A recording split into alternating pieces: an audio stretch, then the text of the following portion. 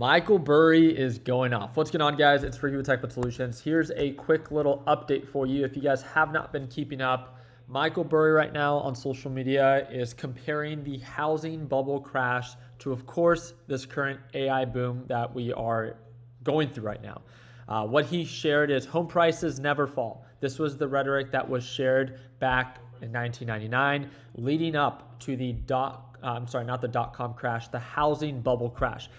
It says, buy 5 houses. Are you both dumb and blind? Honestly, it seems kind of like, I don't want to say out of pocket, but very unique that Michael Burry is going this hard against this whole AI bubble, because it could be way too early, as he often is. I wouldn't say wrong, but sometimes too early to the idea of something being overvalued or overhyped up.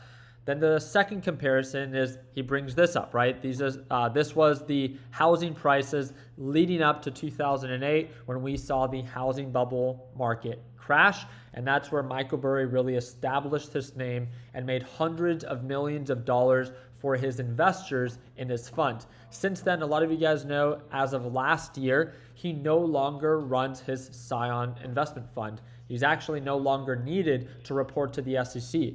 The only reason we are aware of what he is trading is because he has a Substack where he shares his thesis. With that being said, his recent focus has been AI stocks. Again, with a lot of them becoming very overbought within a very short period of time, this has everyone kind of asking the question, are they overvalued? Michael Burry is taking it to the next level, and again, digging a little bit deeper. AI stocks to the moon. What's wrong with you? Paper hands. BTFD, buy the F and dip. Never sell stocks. Again, he's just making fun of the rhetoric that is currently being shared, very similar to what we saw during the housing bubble crash and also the dot-com crash. So what he shared is in comparison to what people are factoring in as of right now. He is pretty much just stating that, well, let me just read it. It says, agentic AI is pretty difficult to implement at scale and in production because of a bunch of new systems that need to be built and have never existed before.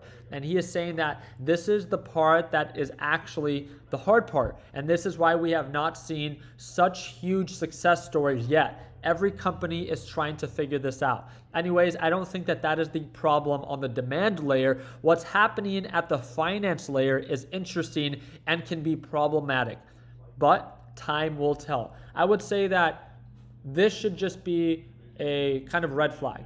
And a red flag, not that you need to short any of these AI stocks, because again, you need to pay attention to what is happening. They're still the best performing asset class of 2026, and they were for 2025. Direction is a very important thing when trading and investing in the market. Markets can stay irrational longer than we can stay solvent. We've seen it many times where a lot of these fusion companies last year were some of the best performing stocks. But how are they doing this year? Again, do you want me to bring them up? Oklo. Do you guys remember? This was literally one of the best performing stocks as of last year. It went from $17 per share to highs of $193. Now it's trading at 52-week lows at $48, down over, what is that, 70%? From overall highs of 193 down to 48, 75% almost exactly. Now, this isn't to say that you can compare these fusion companies to this AI boom. There is demand with AI. We've all seen it that it can and will be useful, but is it as useful as a lot of these very expensive companies are over investing into?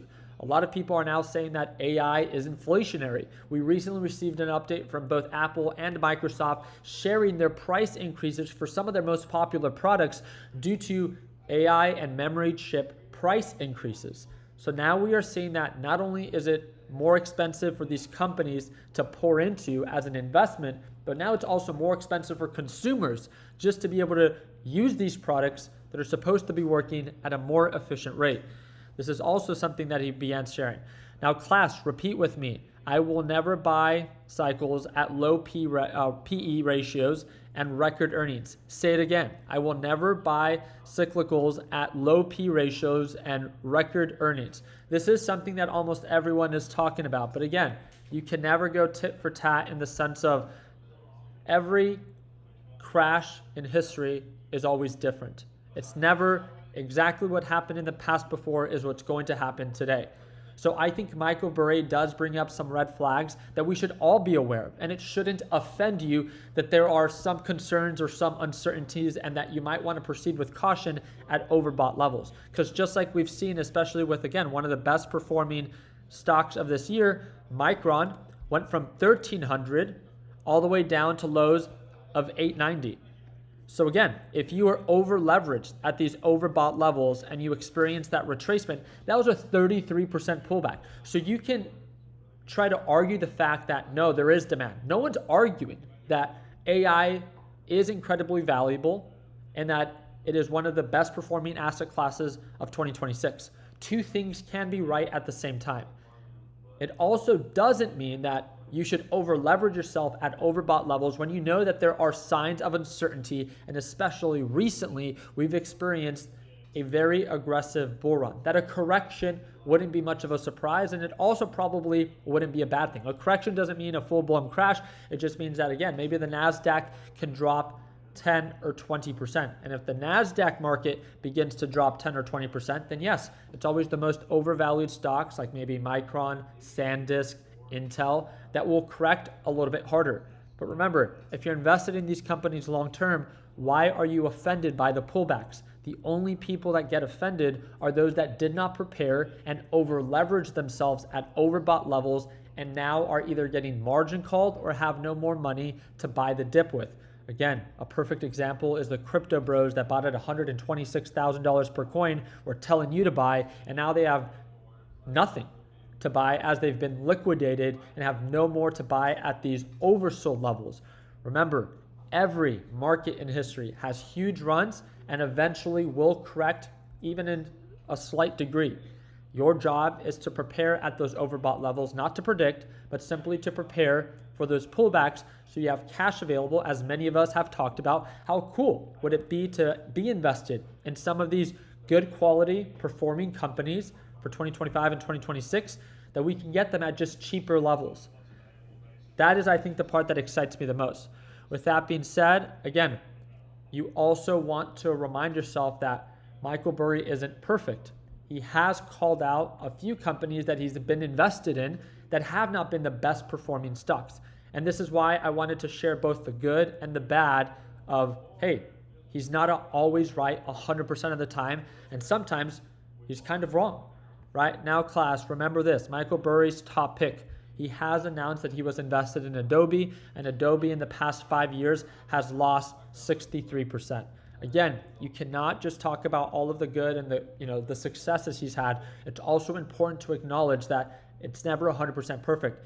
But I don't think that even this takes away from the fact that even if you just view it as a red flag of, hey, semiconductors might be a little overbought, what we've seen in the South Korean market and how those markets have began to crash due to uncertainty. And now that same stock has gone public in the US market just this week. It says Hynix is the second largest share sale in history behind only SpaceX. Again, this is another memory chip stock, one of the largest ones in the world. So yes, there is a lot of demand, but are they really just trying to pull as much money from investors as possible during an elevated time because they know it's good timing, but they know that most likely it won't last, and when the corrections do happen, if they do end up happening, that it's always these companies that are viewed to be cyclical can begin to pull on back. We'll see. The last thing, again, just a fun little fact because it's going to be happening today. Conor McGregor hasn't fought since the S&P 500 was at 4,300. Today, it's at 7,500. A really important reminder to just invest your money. As everyone is talking about semiconductors and this upcoming week we have Netflix reporting earnings and Netflix is trading nearly at a 52-week low. There are a lot of great individual companies that you can invest in, but sometimes that can be very complicated. At the end of the day, again, even if you just take past performance into consideration, maybe just investing into the NASDAQ or the S&P 500 or whatever ETF that is a not leveraged ETF that you believe has good performance and aligns with your criteria and your risk tolerance can be worth it. Again, invest your money, especially if you feel uncertain. It's better just to be safe than to be sorry. When you have individual exposure, let's say that you invested in Micron at 1300 and now it's down 20 or 30%, that can feel scary and you can begin to feel the pressure and uncertainty.